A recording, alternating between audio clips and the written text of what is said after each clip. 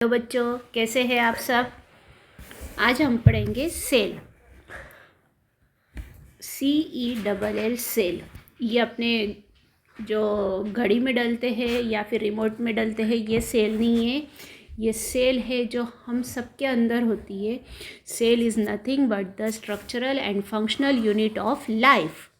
ठीक है, what is cell? Cell is a structural and functional unit of life. First, this cell was discovered by a great scientist Robert Hooke in 1665. जब the great scientist Robert Hooke first time onion के पील को, मतलब onion के ऊपर जो पील होते हैं, जो अपन बोलते हैं कि ये प्याज के छिलके हैं, उसके ऊपर जो छिलके हैं उनको स्टडी कर रहे थे, तब उन्हें दिखा कि यहाँ कुछ ऐसे स्ट्रक्चर है जो ब्रिक वॉल की तरह दिखते हैं. ब्रिक वॉल मतलब कि जो अपनी ईंटें होती है, ईंट की दीवार बनी होती है, उस तरह से एक के ऊपर एक लेयर कुछ जमी हुई है. तो उन्हें वो दिखा. उस टाइम से सेल की डिस्कवरी हुई. Cell is nothing but the structural and functional unit of life. ठीक है, जैसे आप ये देख रहे हो कि ये ब्रिक है, ये ब्रिक वॉल दिखाई दे रही है आपको. इसके साथ साथ एक के ऊपर एक ईंटों की जैसे चुनाई होती है, ऐसे सेल एक के ऊपर एक बनती है. ठीक है, दिस सेल धीरे धीरे करके जब मैच्योर्ड होती है तो फर्स्ट बहुत सारी सेल एक साथ मिलके टिश्यू बनते हैं और इन टिश्यू से ऑर्गन बनते हैं. ठीक है, ये बेसिक चीज़ें हैं कि फर्स्ट सेल होती है, सेल से बहुत सारी सेल टुगेदर मैच करती है, उनसे टिश्यू बनते हैं और टिश्यू से फिर कोई भी ऑर्गन बनता है, जस्ट इन ह्यूमन बीइंग या फिर इन एनिमल्स और इन केस ऑफ प्लांट्स. ठीक है, ये बेसिक स्ट्रक्चर है. Cell converted into tissue, tissue converted into organ. Okay, clear. Now हम ये देखेंगे कि सेल स्ट्रक्चरल यूनिट है. तो स्ट्रक्चरल यूनिट है तो वो क्या क्या फंक्शन करती है. ठीक है, now there are 2 categories of organism. ठीक है, सेल है तो 2 कैटेगरीज ऑफ ऑर्गेनिजम्स है. जैसे कि फर्स्ट वन इज सेल्यूलर और सेकेंड वन है असेल्यूलर. अब जो सेल्यूलर है ये है वायरस,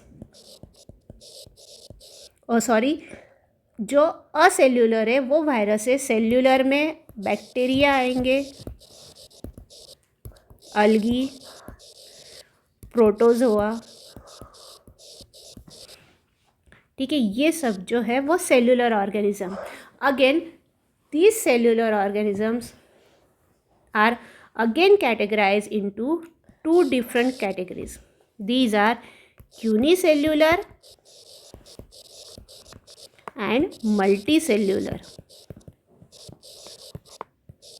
ठीक है, यूनिसेल्यूलर और मल्टीसेल्यूलर. अब uni, its name indicate that uni means single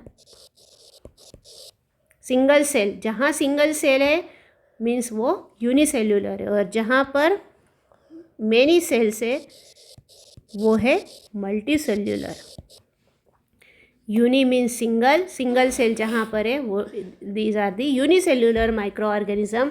और जहाँ पर मल्टी सेल्स है वो है मल्टीसेल्यूलर ऑर्गेनिजम्स. ठीक है, it is a single cell just like it. अब यूनिसेल्यूलर जो ऑर्गेनिज्म है, इसका मोस्ट फेमस एग्जाम्पल है amoeba. Amoeba is a unicellular micro organism. ऐसे होता है अमीबा का. आप कैसे ही शेप ड्रॉ कर सकते हो. Due to its nature, amoeba does not have a fix shape.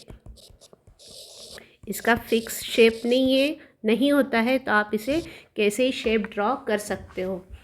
ठीक है, amoeba is a unicellular micro organism. अब how this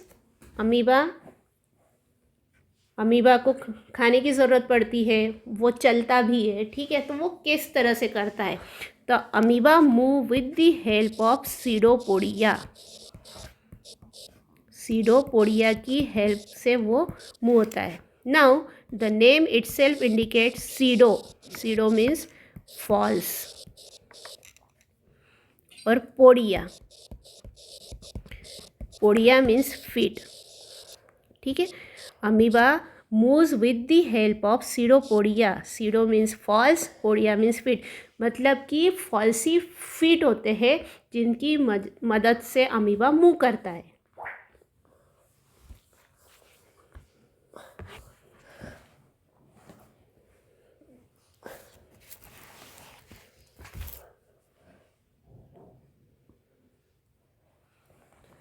Now, when there is a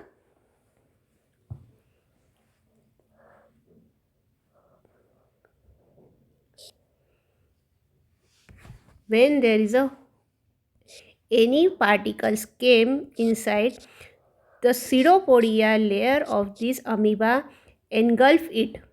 ठीक है, वो से engulf कर लेते हैं और वो खाना अंदर ले लेते हैं. ठीक है. These are nothing but the pseudopodia. कोई भी फूड पार्टिकल जहाँ आता है वो उसे अंदर ले लेते हैं, जिसकी वजह से अमीबा को एनर्जी मिलती है. ठीक है.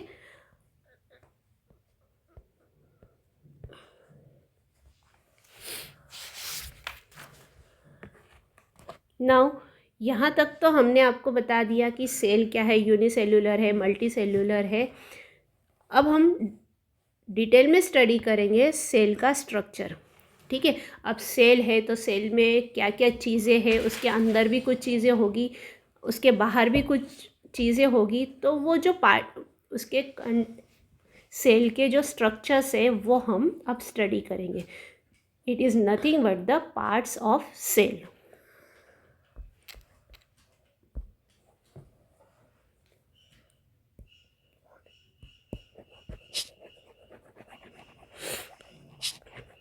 ठीक है.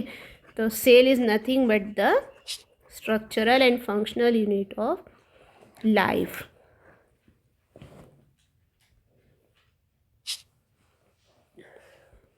Now we study the parts of cell.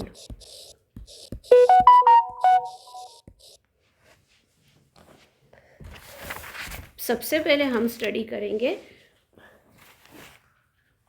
Typical cell. ठीक है. अब हम टिपिकल बैक्टीरियल सेल लेंगे.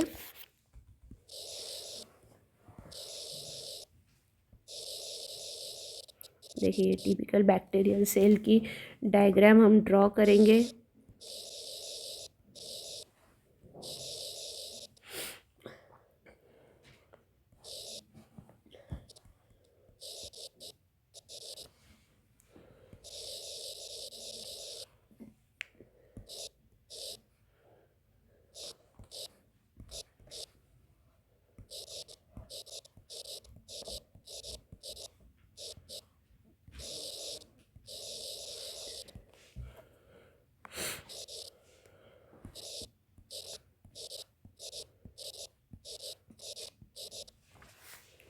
ठीक है. ये है बैक्टीरियल सेल और ये है flagella, flagellum. The bacteria move with the help of this flagella. ठीक है. It is a cell wall. It is a cell membrane.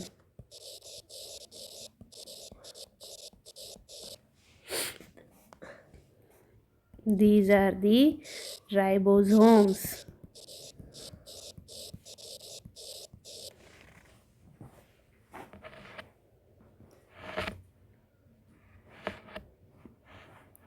It is a plasmid.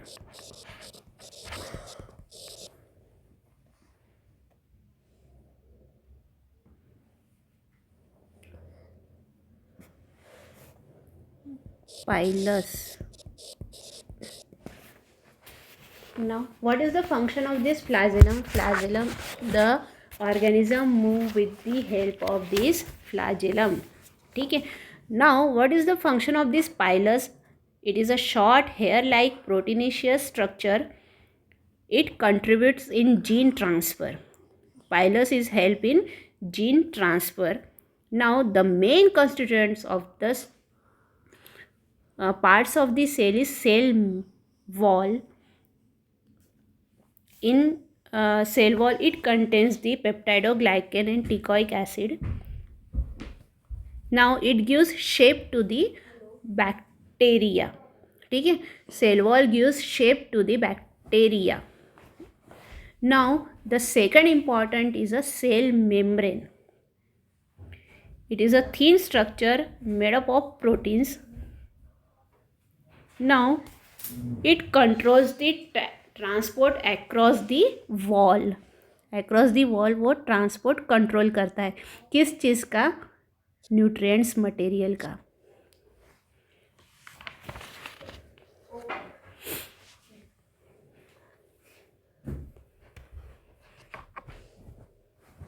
Now ribosomes. Ribosomes are of 70S और 80S type. It play important role in protein synthesis. ठीक है.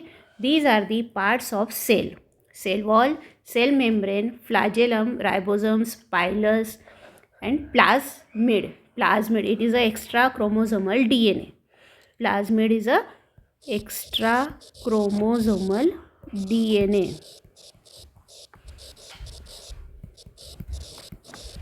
It is a extra chromosomal DNA. Now again there is a nucleus is also situated at the center. ठीक है. It is the important component of the living cell. What is? It is a nucleus. It is generally spherical and located in the center of the cell. Nucleus is located at the center of the cell. Now nucleus, again there is a nuclear membrane, nucleolus, chromosomes and gene. Inside the nucleus there is a some smallest parts. It is nothing but the nucleolus, chromosomes and gene. We very well know that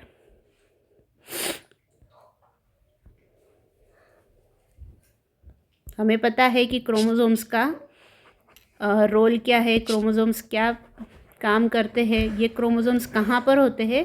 nucleus के अंदर होते हैं. और इन chromosomes के अंदर jeans की pair होती है.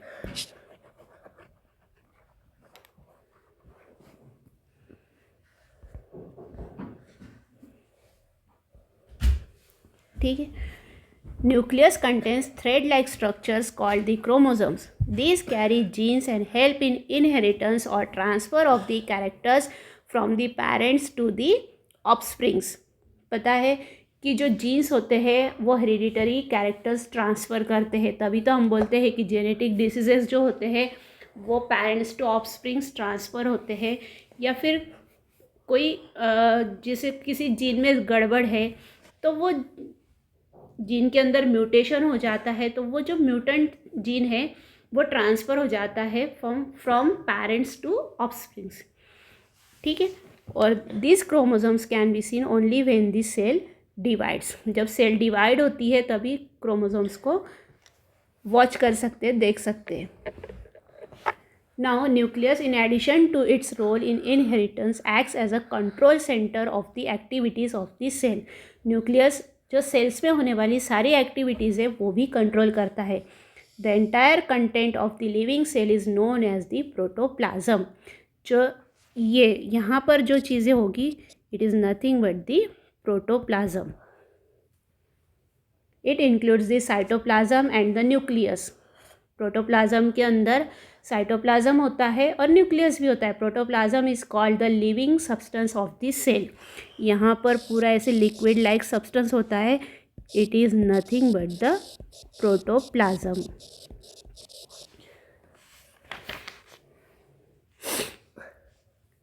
ठीक है. हमने यहाँ पर आज देखा it is a basic structure of the cell. मैंने आपको एक छोटा सा ओवरव्यू दिया कि सेल के पार्ट्स कौन कौन से हैं, उनका शॉर्ट में रोल क्या है, वो किस काम आते हैं. ठीक है. In next lecture we will continue with the in next lecture हम कंटिन्यू करेंगे प्रोकैरियोटिक सेल स्ट्रक्चर और फिर उसके बाद हम पढ़ेंगे eukaryotic cell structure. Okay, thank you.